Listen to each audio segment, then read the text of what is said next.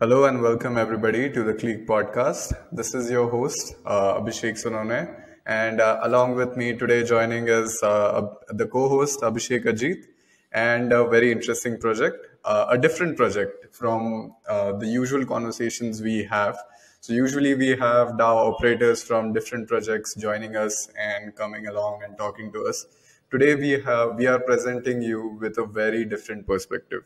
We have a DAO tool, and the founder of the DAO tool is here to kind of have a conversation with us. Please help me welcome Mia Bao from the past. Hi, Mia. How are you doing? Hi, everyone. Thank you so much for having me today. Super a big fan of the podcast, by the way. Thank you so much for the lovely compliment there. It's a pleasure to have you on board. I mean, just taking a look at your site and just checking out the stats for the various DAOs that exist. It's pretty neat with the sort of work that you guys have done. For people who are unaware of what the project does, the Pass is a DAO discovery platform, and they have a nifty way of showing up the treasuries and the various metrics that a DAO, is kind of necessary to categorize with. So for the eyes of the broader DAO ecosystem. And for the context of this particular topic, we found that, the Pass would be a fantastic, a stakeholder to kind of give their perspective on.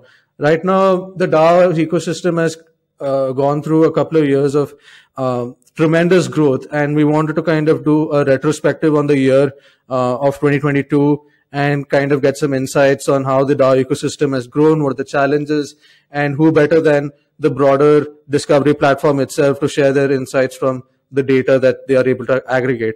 So, Mia, before we get into that, before we get into the topic, I would love to kind of hear from you about what your story is within the DAO space and what are the values of this ecosystem that made you want to take the plunge and work with the team at the Pass.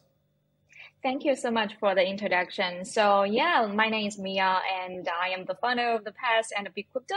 Also, I am the true partner of Whale Members. So back to the question. So basically, I got involved with DAO space in the early 2020 when I joined Whale Members as a true partner. So basically, Whale Members is kind of like an NFT collect DAO, just like Pleasr DAO, Flamingo DAO, etc. So we started like collecting in the late of 2019. And yeah, right now we owned like over 13K NFTs in treasury with an evaluation of like 30 million in the treasury. So yeah, that actually makes us one of the largest NFT collect DAO in the space. So after that, during my journey of Whale Members, I find the charm and power and also challenges of the DAO. So I fell into the rabbit hole and even started a DAO aggregator platform called the Pass, as you mentioned, in the late of 2021.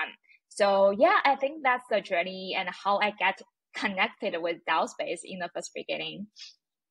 It's great that you guys were able to take the plunge and just face the headwinds of the DAO ecosystem and just kind of enjoy whatever was going on with the DAO space before you took up the whole project with the Pass.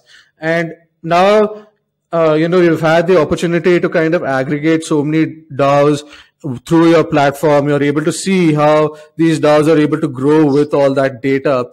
I'm just kind of curious to understand about your insight on the broader DAO ecosystem and how it's kind of grown over the years, and what were the key catalysts for its boom, and the way in which DAOs have kind of become kind of an ecosystem compared to broader native communities out there, according to what's worked for you. I think that's really a good question. We actually just released a report on DAOs and treasury lately. So when we look back at the asset under management, that is AUM, right, from middle 2020 to middle 2021, the total treasury value actually grew from 1 billion to 35 billion.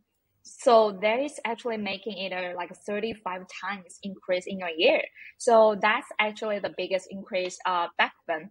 But after that, because of the bear market coming in, we actually reached a bottom of 7 billion in 2022. So, but right now we can see the market is kind of recovering, and the total value of treasury is bouncing back at 12 billion. So it's a lot of kind of increase from 7 billion at the bottom. So besides this kind of basic data about the treasury, among them, actually DeFi DAOs actually accounts for 80% of the share, and NFT-centric DAOs actually accounting for 20% of the whole market share. So that's I think that's a pretty interesting factor that we noticed. And besides that, when we look at this kind of fluctuations of the treasury, because it's kind of dramatical, right? Because it changed a lot, but the total value of the non-native token assets is actually kind of stable. That's another thing we noticed from the data. So they kind of like remaining at around 2 billion all the time, and that's also an interesting niche market that we notice as well. So I think that's the two data that would dive into the treasury, and we've seen everything is becoming better and bouncing back since like the end of 2022 till now. So yeah, definitely a big trend, and definitely a really good trend for the DAOs to grow in the coming year. So that's what we noticed. I mean, it's a pretty stark trend, that DeFi DAOs have been able to hit like 80% of the broader treasuries that kind of exist in the ecosystem. The way I see it, it just implies that, the most of these protocols have kind of transitioned into a DAO, and their treasuries kind of reflect on the broader ecosystem.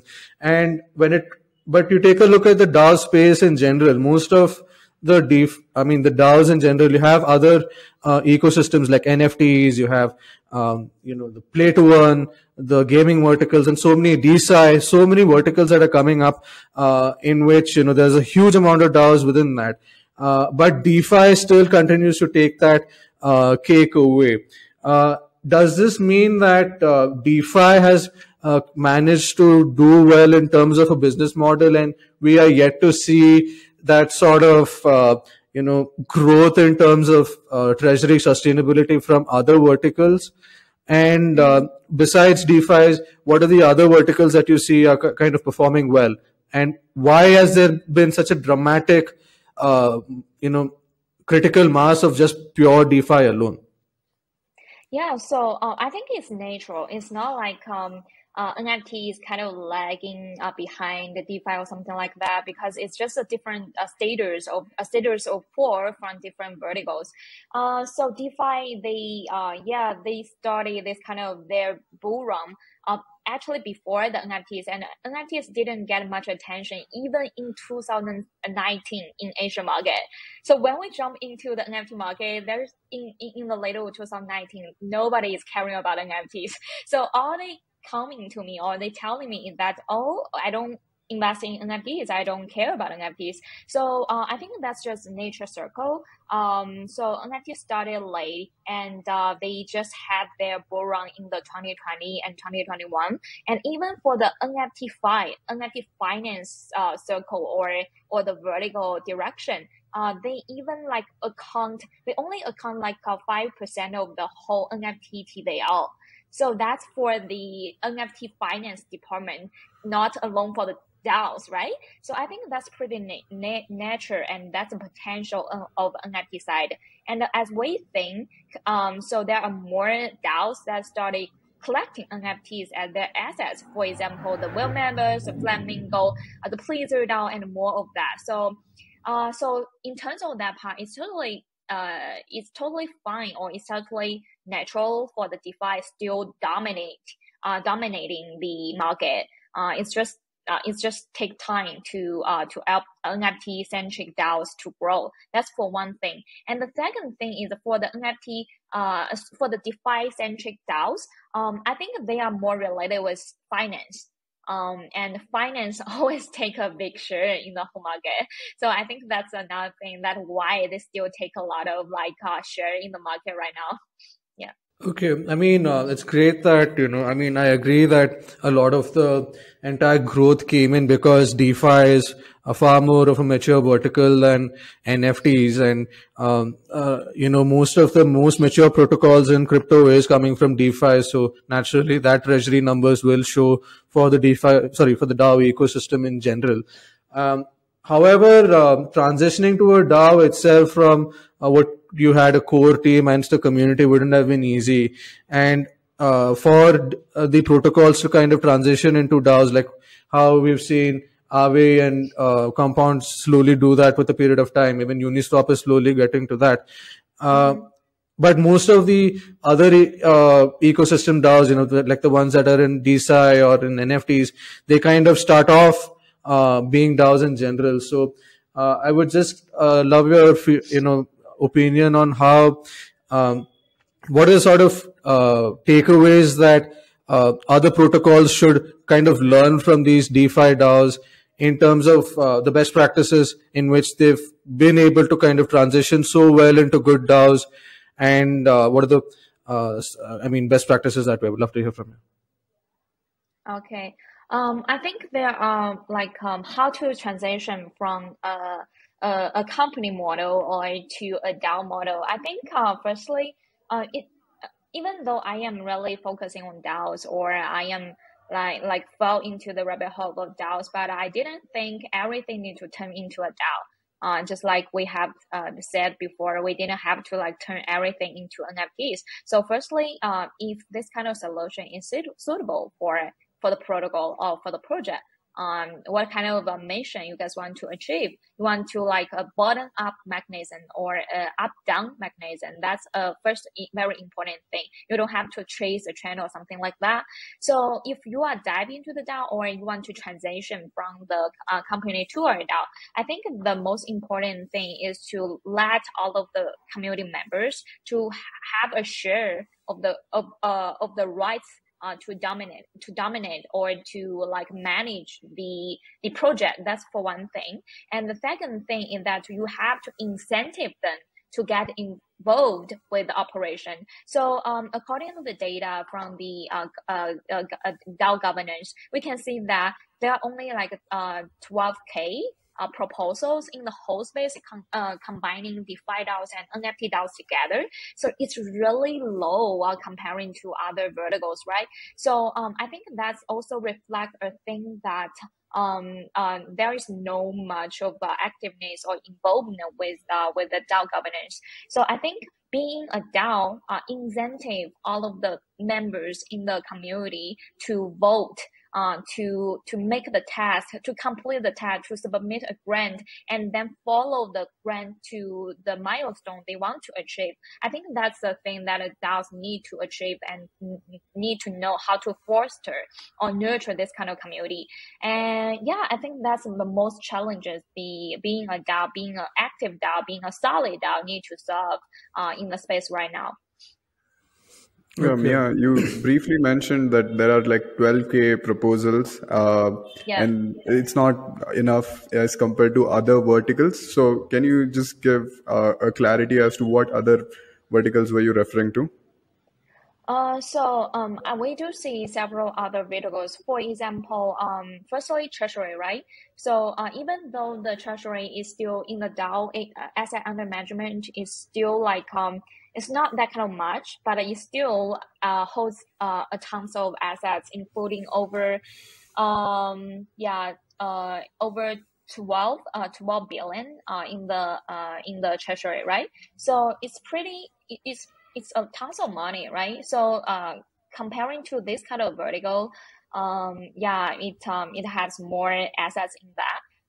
But for the whole ecosystem or the four industry, only 12 proposals is not enough for all of the DAOs. There are thousands, like 10,000 of like DAOs in the space, right? So it's pretty small. and that's the potential of this kind of direction, to be honest. So, my question is, see, why has these? I mean, there are a lot of challenges. I mean, like now we've seen that, okay, it's kind of become easier for a native community online to kind of transition into DAOs. You have, a lot of tooling expansion that's kind of created, like the multi-sigs and the various other compensation, treasury management, reputation has all just kind of made it seamless for a broader economy to kind of support what a community is trying to do to achieve its goals online. And DAOs have kind of, you're seeing the number 35 billion in terms of treasury. It's kind of a huge number to have. The sort of growth that is seen across verticals is pretty neat. But you mentioned the challenges that, with the number of proposals that's kind of existing across DeFi DAOs or in general, it's just kind of too low, especially during a bear market. And across DAOs also, let's be honest, I mean, there is a lack of business models that's kind of tanking a lot of DAOs as we see. I mean, just recently we heard the news that Metastable, a pretty big DeFi protocol, is also, having some sort of plans of shifting away from its core team and getting into a broader DAO aspect because, their business model wasn't doing too well. So fundamentally, besides the DeFi protocols in general, are we seeing a bit of a bubble within the DAO ecosystem that's kind of causing all these DAOs to kind of crater? What are the challenges besides the voting? I mean, why has these challenges kind of cropped up is what I wanted to talk with you. And how should DAOs kind of solve that going into the year ahead? Okay, thank you. Thank you for explanation. I think as you mentioned, there are many challenges. As you mentioned, there is like business model, etc. But I think for every project, no matter for the DAOs or for the company's business model, is the way for the project to survive, right? It's not about the DAOs. I think it's not the case only for the DAO. And for example, there are many DAOs are generating profits in the first beginning. Like for example, like whale members, right? We collect NFTs, we sell them and get benefits from the profits.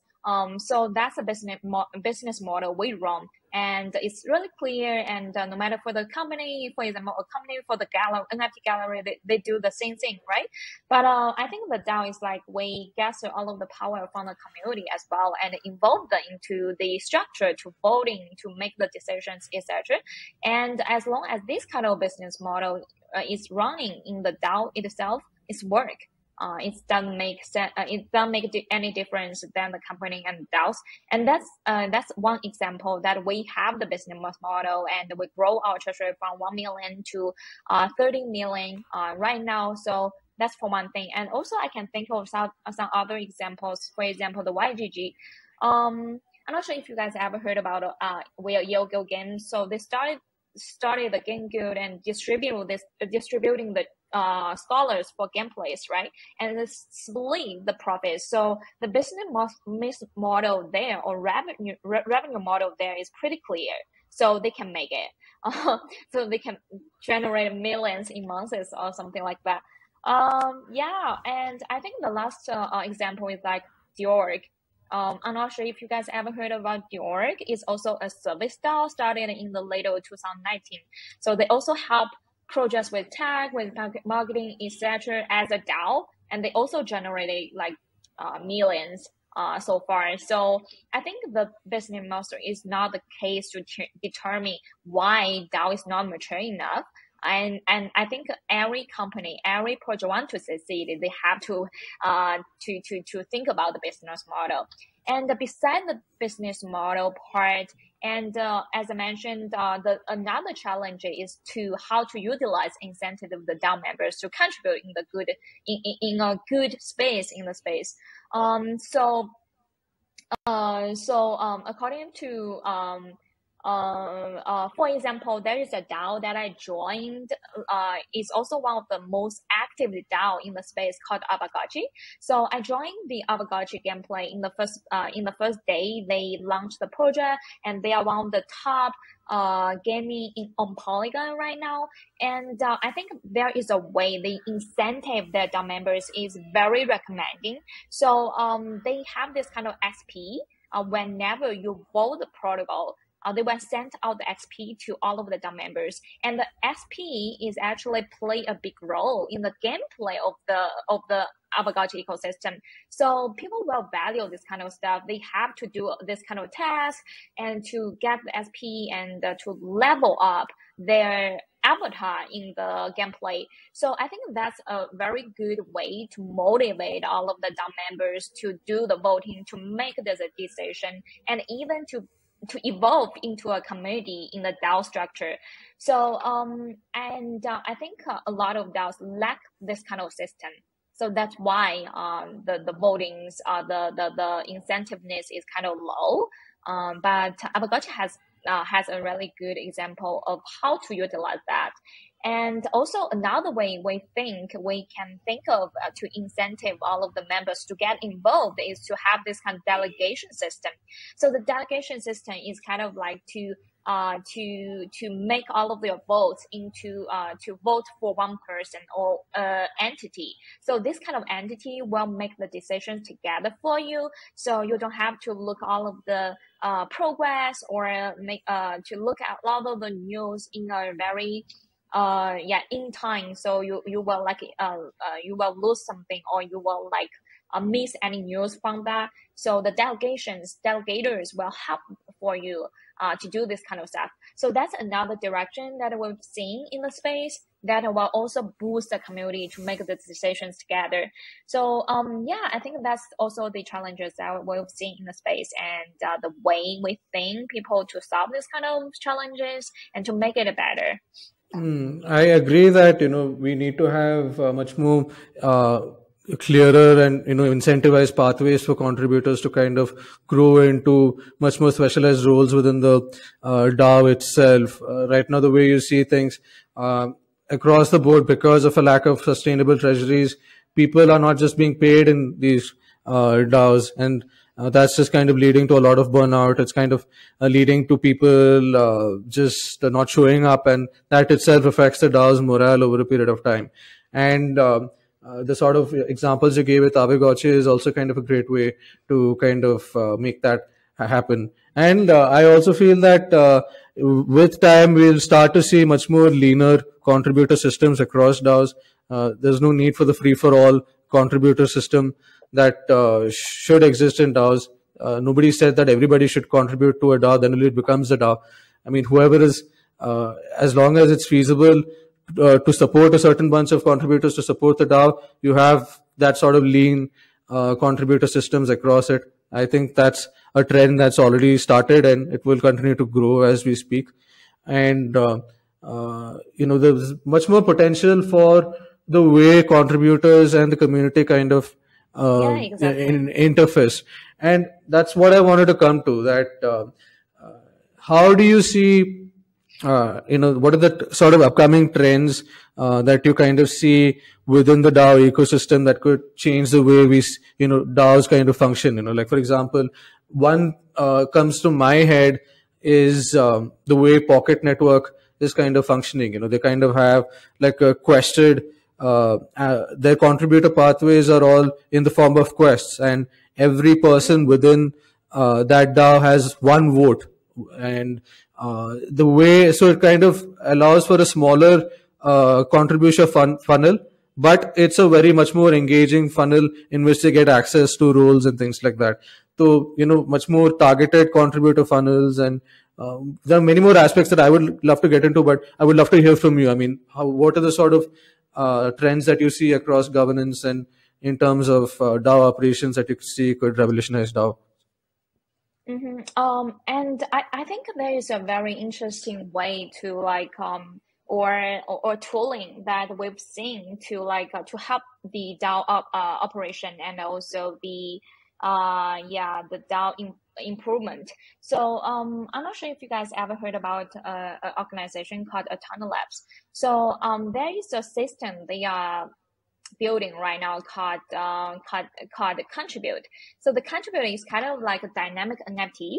So they can link all of the tasks, they can link all of your contribution from off-chain, and then they can generate this kind of data from off-chain and use them on-chain and change the metadata of the NFTs. And the NFTs will evolve themselves. It make a dynamic NFT. So it's kind of like a badge for every DAO members. So I can evolve my NFTs. It's not like the Pop or the Galaxy or something like that, because it's just like proof of your attendance for one event. But this kind of dynamic NFT is kind of a system for you to to mark all of the off-chain activities and also on-chain activities, and make them a record, and turn into a badge to present and displaying what kind of level you are and how much contribution you have contributed into the DAO. So I think this kind of system, this kind of a tooling that can actually help the DAO to incentive the DAO members better and record their contributions better, and this will make the DAO operation better and more efficient. So that's a way that I've seen. And before I dive into the DAO tooling, so there is another thing we noticed and that we want to do as well. The DAO space is pretty small right now. So, and there is one thing stopping them from entering into the space is also that they don't have a good place to discover the DAOs. For example, if I am newbie to the crypto space, the first thing I will check is CoinGecko or CoinMarketCap to check all of the market cap and see what kind of DAOs I can contribute in, or what I can invest in. And for NFTs, I can definitely go to OpenSea or nonfungible.com to check all of the NFTs, etc. So with this kind of toolings or infrastructure, it will embrace mass adoption. It can embrace more people into the DAO, so they can discover, okay, I don't notice there is still this kind of section DAO exists. I don't know this kind of ecosystem have grown from this kind of small to this kind of big, right? So that's one of the reasons that we want to also study our platform in the past. It's kind of DAO aggregator and a discover platform to lower the threshold for all of the members to join. So I think besides this kind of specific toolings to help the operation, a general overall discover platform also will help to embrace all of the mass adoption, the mass users. So they will know, they will find the specific DAO they are interested in, and they can contribute in, because we also have this kind of update about all of the proposals, so they can actually find their future work on the platform as well. So that's also a pretty interesting to do as well. So what you're saying is that there's a much more credentialed pathway and an easier discovery kind of allows for potential contributors across the globe to kind of find the DAOs that they like and kind of contribute much more seamlessly compared to the existing situation that we have across today. That is, you have to trawl through Twitter and Discord to find your DAO, the sort of DAO that is able to match with you that way. And probably the sort of credentials that you've earned across these DAOs, it's much more going to be much more portable to kind of shift that across DAOs as your work profile and your interests kind of continue to evolve. And that's pretty neat. And also I would like to add that one of the key major changes that I've seen looking at the trends going forward is the whole nouns DAO model itself, where the one noun, one member value aspect, it's kind of becoming a common model across DAOs also. I think we can see that proliferate across upcoming DAOs as well. Like for example, Blackhand, it's a kind of a gaming related DAO. They've also kind of adopted the model quite well. And having these sort of pragmatic frameworks can also kind of boost the adoption of DAOs in general.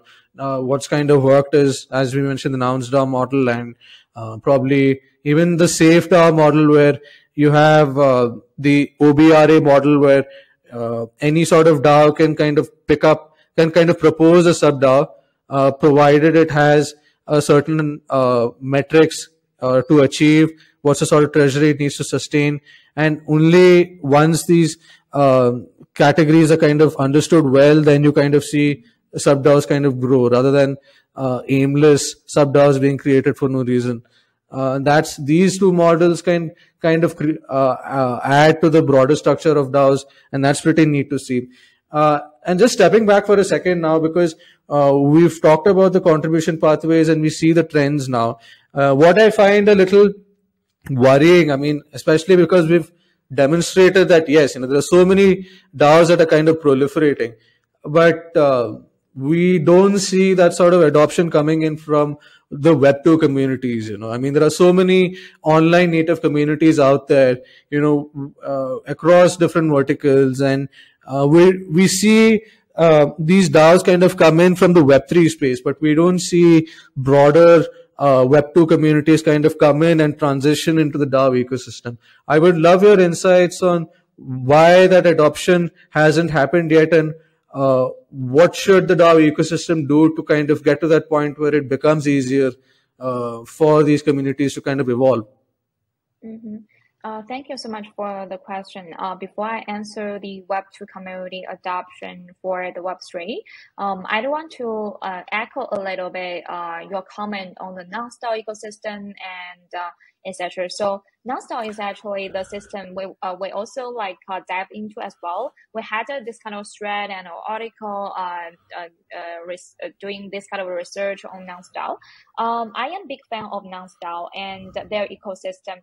They have this kind of over $40 million dollars in their treasury, and within their ecosystem, they have over 100 DAOs on the platform, and we have checked over 50 DAOs for the non-DAO ecosystem. It's pretty big, to be honest, and 50 of them, that is over 50 or 60 of the whole share that has treasury, at least has treasury. So that's pretty amazing data that we've noticed. And they have this kind of DAO operation system. Actually, their ecosystem is kind of their governance system is from compound governance ecosystem. So they adopt this compound governance, but their working page or their front end page is really clear. It's clean, and it's easy to do all this kind of, for example, the contributing, the voting, proposal. Everything is so neat. So that's one of the reasons to embrace all of this kind of audience into their ecosystem. So besides the non-DAO, we are also close to SharkDAO and the LeoNox as well. And they are also onboarded on the past as well. So I want to add a little bit comment on non-DAO ecosystem. I am a big fan of that. Awesome. So yeah, and everybody ask me what kind of a governance system that I am recommending. I would non-DAO is definitely one of them that I would definitely recommend. But their price is too high, to be honest. I would love your opinion on the Web2 community's angle itself. I mean, when will we see the next NGOs or the next? I mean, say for example, there are the next Facebooks or whatever, come in from Web2 and kind of transition into a DAOs. Why hasn't that happened yet? And what would it take for the DAO ecosystem to make that seamless? Okay, thank you for the question. So it didn't happen yet because it's still in early stages. No matter for the treasury, no matter for the governance, everything is still in blue ocean. So that's why we want to putting all of this kind of attention and energy into this kind of direction, because it's really early and it has full potential. And Web2 companies, they will come in when the boom is come. So and for another thing, I think Web2 people are actually pretty easy to accept this kind of concept of DAO. I've seen already some of the Web2 companies rushing into the space. So let me share a little bit experience from my side. Firstly, this kind of original status of interest community, the hobby community, it's really similar to the DAO structure, and that's the original invention of the internet. Because all of the people on the internet, they gather together, they share ideas together, and then they form a community. That's the early stages of the internet, or the early stages of the Web 2. But actually, that's really similar to Web 3, and that's really similar to the DAO concept, right? So they have this kind of they are easy to accept this concept because it's pretty the original intention of the internet. So that's one thing. And the second thing is that from my experience, there is one of the biggest hobby community called or influencer platform in China called Xiaohongshu. So they are actually fostering DAO platform as well. They invite all of this kind of NFT DAOs community to their platform, to their traditional platform, and they are right now also foster a DAO platform in Web3 as well. So they started doing something, and their investment department in Xiaohongshu, they actually invested in DAO toolings. So that's what I have seen from the Web2 companies, and I think that's a sign that they want to enter into the space. It didn't happen right now because they will only come in when it's like in the peak or something like that. That's just like happened in the NFT space as well. Nobody is coming in the 2019 or 2018 or something like that. So they have to follow the pattern like Artifact with Nike. So Artifact has done an amazing job in Web3, and they have achieved achieved the success in Web3, and then Nike acquired them and follow the lead. So I think that's a pattern Web2 people will follow in the DAO space as well. So it's not just a time yet. The time will come, and also the Web2 companies will come. It's not just the status yet. I might have to add also to that, that regulatory clarity is something that most of these companies kind of require when they kind of make the jump into these verticals itself. And some of the headwinds that DAOs have to face is that one of the many reasons why contributors don't step up and become like a multi-sig signer is that, especially in the US, there are these questions that if you are just a member of a DAO and you hold a token, because you're a part of the DAO, you could be seen as a owner itself, and you are kind of facing the same liabilities and penalties that someone from the core team could face. And that's kind of, when you think of the sort of uncertainty around that, that's kind of stopping a lot of these Web2 native companies from actually making the shift that way. Already, you take a look at yesterday's scenario with the staking being stopped by for Kraken and all of that in the US. That's for staking as a service. But when things become dicey, like you're kind of coordinating work across different countries, and that's itself so complex. You're moving salaries, you're moving treasuries, and all of that. That itself is a bigger question mark. So maybe that's also, if we see that sort of regulatory clarity come in certain countries, maybe we can see much more adoption of DAOs coming into the future. Plus, the way DAOs kind of function, it's a completely different paradigm shift compared to how Web2 kind of functions. So maybe that culture shock is something they have to kind of adapt to and make it much more seamless to kind of interact with different contributor styles and cultures. And with that, but still, the way DAOs have kind of proliferated, the potential is kind of huge.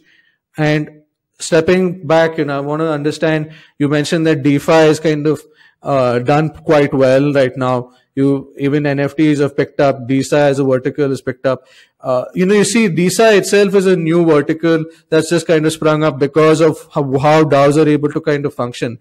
What are your insights on, at least from the data that, probably a year from now, probably 2-3 years from now, what are the sort of verticals that you believe could kind of see the next DAO boom or the DAO wave? And what are the DAOs that you believe could make a difference? Okay. So from my side or from the data side, for the DAO specific, I think there's one. Firstly, collect DAO or investment DAOs. So basically, actually, they are the same thing. They're just collecting the assets in different verticals.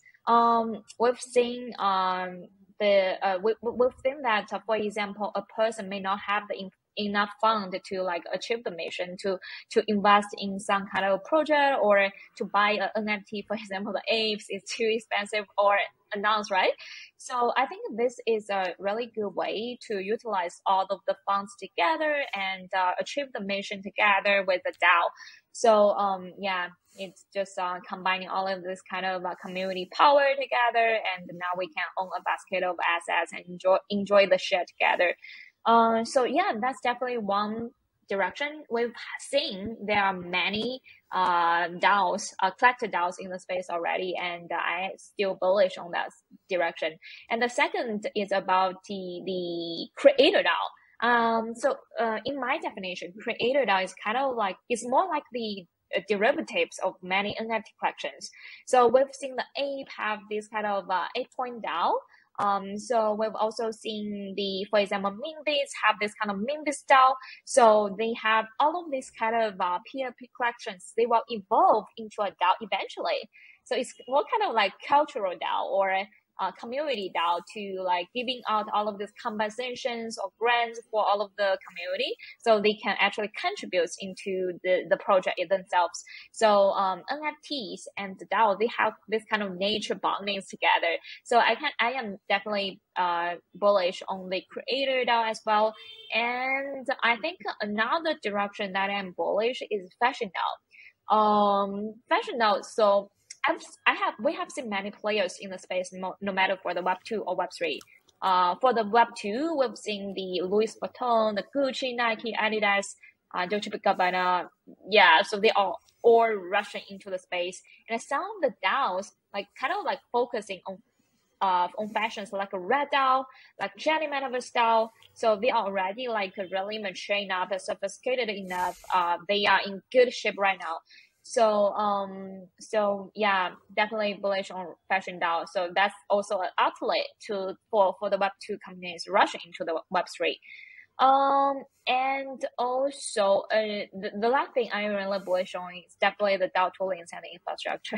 So you have to have this kind of infrastructure and toolings, and then you can have a really solid and good DAO. So every DAO needs this kind of aid, so they can be more mature and sophisticated. So yeah, I am really bullish on the tooling as well. But for the tooling, there are a lot of different directions. So there are DAO, there are toolings for example, for the payrolls. There are toolings for the multi-sig and the treasury. There are like toolings for example, for the NFT passes or for the credentials. And also, there are also DAOs for governance, etc. So yeah, that's the basic layer to grow and to foster all of the DAOs. So for that part, it's really the key thing that we were bullish on as well.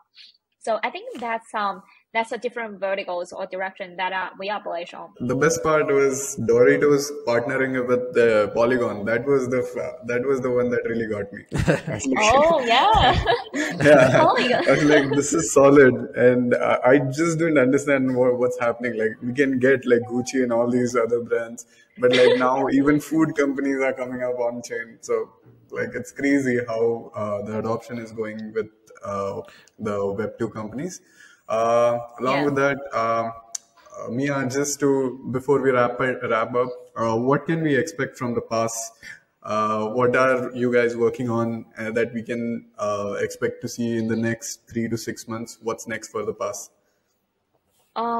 Thank you for all of the questions. And for the pass, I think as you guys mentioned, it's a discovery platform. So the better the DAO ecosystem is, the better the pass is. So we want to like help all of the DAOs grow in the space. So that's the first mission. And for the pass, we've already like our team started in the later 2021, and right now we have our beta version. We have partner. Luckily, we have partnered with MakerDAO, Minbits DAO, CT DAO, Cloud DAO, and also Poseidon DAO, etc. We have get this kind of recognition from the DAO, the OGs in the DAO space. So that's pretty lucky for us. And what we have done right now. From the data side, I think we have the most complete data, including the treasury dashboard, including the governance dashboard, and also the overview assets combining into the treasury dashboard. So I think for that part, we have the most complete data for that. So hopefully, this kind of data will help you for the contributors, for the investors to find their own Dow Jones in our platform. And that's for V1 version.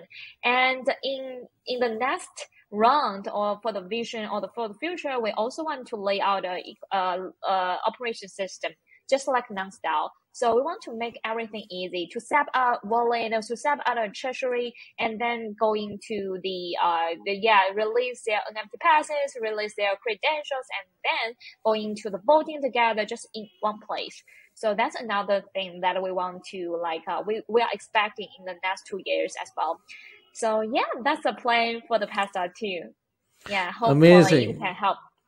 I mean, those are pretty fantastic updates, and I can't wait to see how you create this gateway for credential contributors and pathways. I mean, taking a look at the broader discovery platform that you've created. I mean, I love seeing the stats about all these DAOs, and it's much pretty neat UI that you've put out there, and we can just kind of grasp the data quite quickly. I must say, stepping back for a bit, I enjoyed the conversation we've had. It was kind of a very good, comprehensive look at the year behind, and the sort of insights you've had about what we should expect from the year ahead also is something we really enjoyed. Thank you so much for coming on to our show and just enlightening our audience with all these insights. Where can people follow you, Mia, and the platform? Thank you so much for having me. I enjoyed the whole conversation. I love the podcast. Thank you again for inviting me over. Take care, and we'll see you soon, everybody. We have some amazing episodes coming in. Take care and have a great day.